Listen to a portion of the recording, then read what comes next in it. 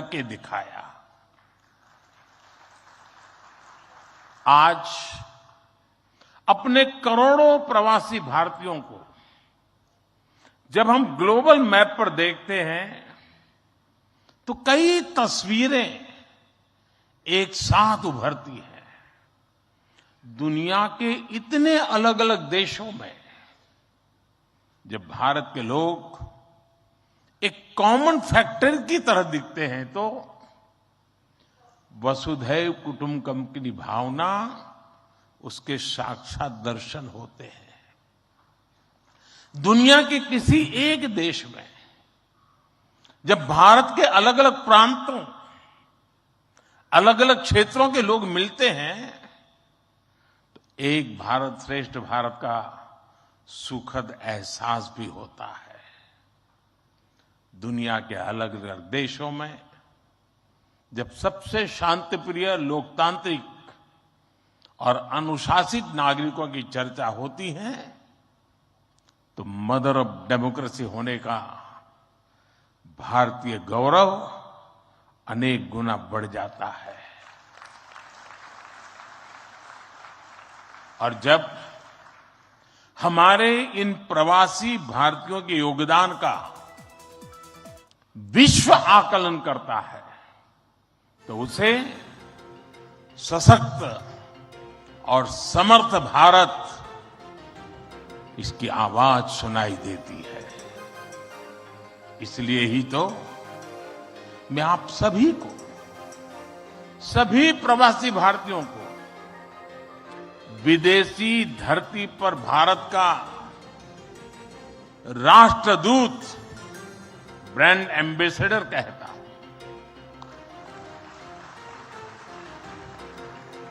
सरकारी व्यवस्था में राजदूत होते हैं, भारत की महान विरासत में आप राष्ट्रदूत होते हैं।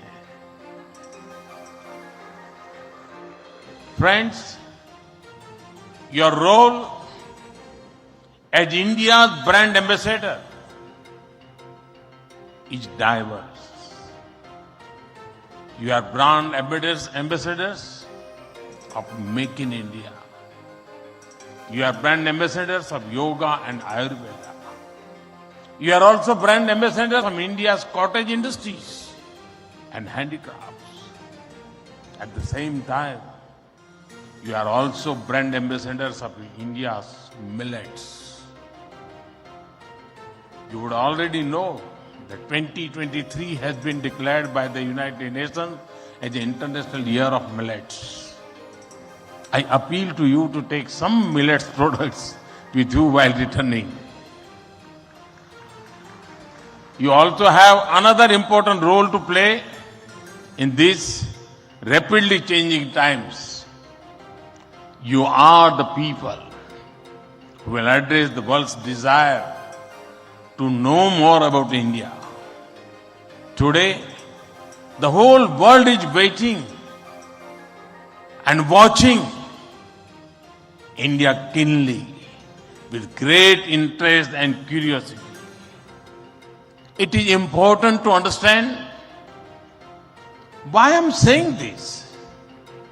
साथियों, पिछले कुछ वर्षों में भारत ने विकास की जो गति प्राप्त की है, जो उपलब्धियां हासिल की हैं, वो असाधारण है, अभूतपूर्व है। जब भारत कोविड महामारी के बीच कुछ महीनों में ही स्वदेशी वैक्सीन बना लेता है, जब भारत अपने नागरिकों को 220 करोड़ से ज्यादा वैक्सीन डोज मुफ्त लगाने का रिकॉर्ड बनाता है,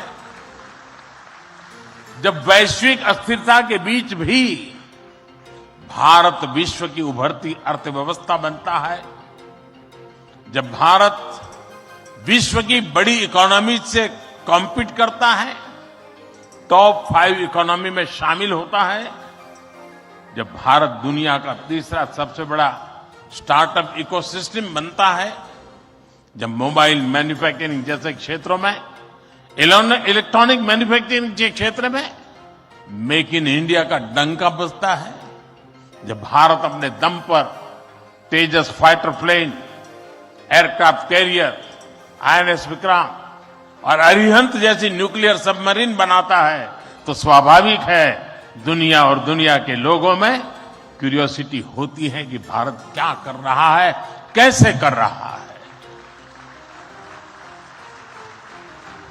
लोग जानना चाहते हैं कि भारत की स्पीड क्या है, स्केल क्या है, भारत का फ्यूचर क्या है। इसी तरह जब कैशलेस इकोनॉमी की बात होती है, फिनटेक की चर्चा होती है, तो दुनिया ये देखकर हैरात में है कि विश्व के 40% real time digital transaction Bharat में होते हैं।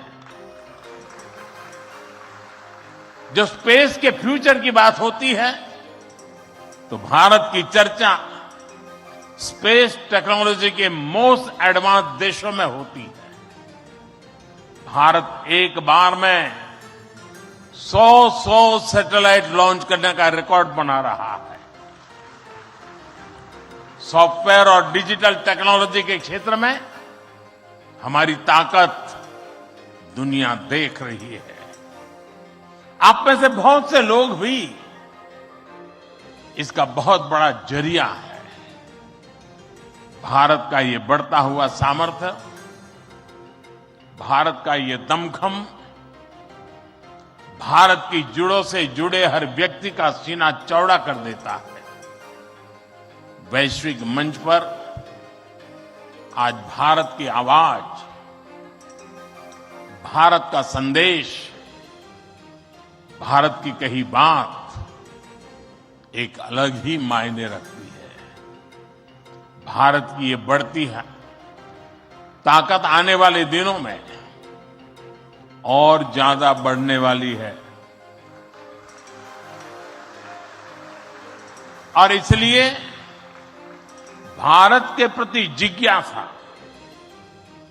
भारत के प्रति क्यूरियोसिटी भी और बढ़ेगी और इसलिए विदेश में रहने वाले भारतीय मूल के लोगों की, प्रवासी भारतीयों की जिम्मेदारी भी बहुत बढ़ जाती है। आपके पास आज भारत के बारे में जितनी व्यापक जानकारी होगी उतना ही आप दूसरों को भारत के बढ़ते सामर्थ्य के बारे में बता पाएंगे और तथ्यों के आधार पर बता पाएंगे। मेरा आग्रह है कि आपके पास कल्चरल और स्पिरिचुअल जानकारी के साथ साथ भारत की प्रगति की अपडेटेड इंफॉर्मेशन होनी चाहिए। साथियों, आप सबको ये भी पता है इस वर्ष भारत दुनिया के G20 समूह की अध्यक्षता भी कर रहा है। भारत इस जिम्मेदारी को एक बड़े अवसर के रूप में देख रहा है।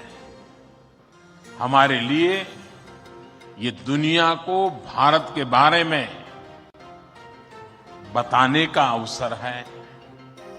ये दुनिया के लिए भारत के अनुभवों से सीखने का, पुराने अनुभवों से सस्टेनेबल फ्यूचर की दिशा तय करने का अवसर है। हमें G20 केवल एक डिप्लोमेटिक इवेंट नहीं बल्कि जन भागीदारी का एक ऐतिहासिक आयोजन बनाना है। इस दौरान विश्व के विभिन्न देश भारत के जन जन के मन में अतिथि देवो भव की भावना का दर्शन करेंगे। आप भी अपने देश से आ रहे प्रतिनिधियों से मिलकर उन्हें भारत के बारे में बता सकते हैं। इससे उन्हें भारत पहुंचने से पहले ही अपनत्व और स्वागत का एहसास होगा। साथियों,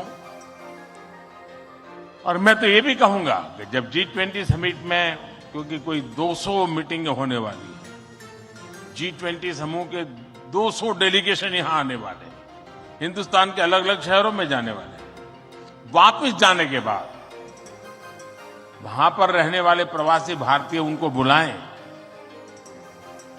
भारत में गए थे तो कैसा रहा, उनके अनुभव सुने। मैं समझता हूं कि उनके साथ हमारे बंधन को और मजबूत करने के लिए अवसर बन जाएगा। साथियों, आज भारत के पास न केवल दुनिया के नॉलेज सेंटर बनने का, बल्कि स्किल कैपिटल बनने का सामर्थ्य भी है। आज भारत के पास सक्षम युवाओं की एक बड़ी तादाद है। हमारे युवाओं के पास स्किल भी है, वैल्यूज भी है और काम करने के लिए जरूरी जज्बा और ईमानदारी भी है। भारत की ये स्किल कैपिटल दुनिया के विकास का इंजन बन सकती है। भारत में उपस्थित युवाओं के साथ ही भारत की प्राथमिकता वो प्रवासी युवा भी हैं जो भारत से जुड़े हैं। हमारे नेक्स्ट जनरेशन युवा जो विदेश में जन्मे हैं, वहीं पले बड़े हैं, हम उन्हें भी अपने भारत को जानने समझने के लिए कई अवसर दे रहे हैं। नेक्स्ट जनरेशन प्रवासी युवाओं में भी भारत को लेकर उत्साह बढ़ता चला जा रहा है। वो अपने माता पिता के देश के बारे में जानना चाहते हैं, अपनी जड़ों से जुड़ना चाहते हैं। ये हम सब की जिम्मेदारी है कि हम युवाओं को न केवल देश के बारे में गहराई से बताएं, बल्कि उन्हें भारत दिखाएं भी। पारंपरिक बोध और आधुनिक नजर के साथ ये युवा फ्यूचर वर्ल्ड को भारत के बारे में कहीं ज्यादा प्रभावी ढंग से बता पाएंगे। जितनी युवाओं में जिज्ञासा बढ़ेगी, उतना ही भारत से जुड़ा पर्यटन बढ़ेगा, भारत से जुड़ी रिसर्च बढ़ेगी, भारत का गौरव बढ़ेगा। ये युवा भारत के विभिन्न पर्वों के दौरान, प्रसिद्ध मेलों के दौरान आ सकते हैं या फिर बुद्ध सर्किट, रामायण सर्किट का लाभ उठा सकते हैं। वो आजादी के अमृत महोत्सव के तहत हो रहे कार्यक्रमों में भी जुड़ सकते हैं। साथियों, मेरा एक और सुझाव है। कई देशों में भारत से प्रवासी कई सदियों से जाकर बसे हैं। भारतीय प्रवासियों ने वहां के राष्ट्र के निर्माण में अपने असाधारण योगदान दिए। हमें इनकी लाइफ, उनके स्ट्रगल्स और उनके अचीवमेंट्स को डॉक्यूमेंट करना चाहिए। हमारे कई बुजुर्गों के पास उस जमाने की कई मेमोरीज होगी। मेरा आग्रह है कि यूनिवर्सिटी के माध्यम से हर देश में हमारे डायस्पोरा के हिस्ट्री पर ऑडियो, वीडियो या लिखित डॉक्यूमेंटेशन के प्रयास किए जाएं। साथियों, कोई भी राष्ट्र उसमें निष्ठा रखने वाले हर व्यक्ति के दिल में जीवित रहता है। यहां भारत से कोई व्यक्ति जब विदेश जाता है और उसे वहां एक भी भारतीय मूल का व्यक्तित्व या व्यक्ति मिल जाता है, तो उसे लगता है कि उसे पूरा भारत मिल गया। यानी आप जहां रहते हैं, भारत को अपने साथ रखते हैं। बीते 8 वर्षों में देश ने अपने डायस्पोरा को ताकत देने के लिए हर संभव प्रयास किया है। आज भारत का ये कमिटमेंट है कि आप दुनिया में कहीं भी रहेंगे, देश आपके हितों और अपेक्षाओं के लिए आपके साथ रहेगा। मैं गयाना के राष्ट्रपति जी और सूरीनाम के राष्ट्रपति जी का भी हृदय से आभार व्यक्त करता हूं, अभिनंदन करता हूं कि इस महत्वपूर्ण समारोह के लिए उन्होंने समय निकाला और उन्होंने जितनी बातें आज हमारे सामने रखी है वे वाकई बहुत उपयोगी हैं और मैं उनको विश्वास दिलाता हूं कि जिन सुझावों को उन्होंने रखा है उस पर भारत जरूर खरा उतरेगा। मैं गयाना जी के राष्ट्रपति जी का भी बहुत आभारी हूं कि उन्होंने आज काफी पुरानी यादें साझा की, क्योंकि जब मैं गयाना गया तो मैं कुछ भी नहीं था, मुख्यमंत्री भी नहीं था, और तब का नाता उन्होंने याद करके निकाला। मैं उनका बहुत बहुत आभारी हूं। मैं फिर एक बार आप सभी प्रवासी भारतीय दिवस के लिए इस समारोह में आए, बीच के गैप के बाद मिलने का मौका मिला है। मेरी तरफ से आपको अनेक अनेक शुभकामनाएं हैं। बहुत लोगों से मिलना होगा, बहुत लोग चीजें जानने को मिलेगी, जिससे लेकर के उन स्मृतियों को लेकर के फिर अपने कार्यक्षेत्र में लौटेंगे, अपने रिस्पेक्टिव कंट्री में जाएंगे। मुझे विश्वास है कि भारत के साथ जुड़ाव का एक नया युग शुरू होगा। मेरी आपको बहुत बहुत शुभकामनाएं। धन्यवाद।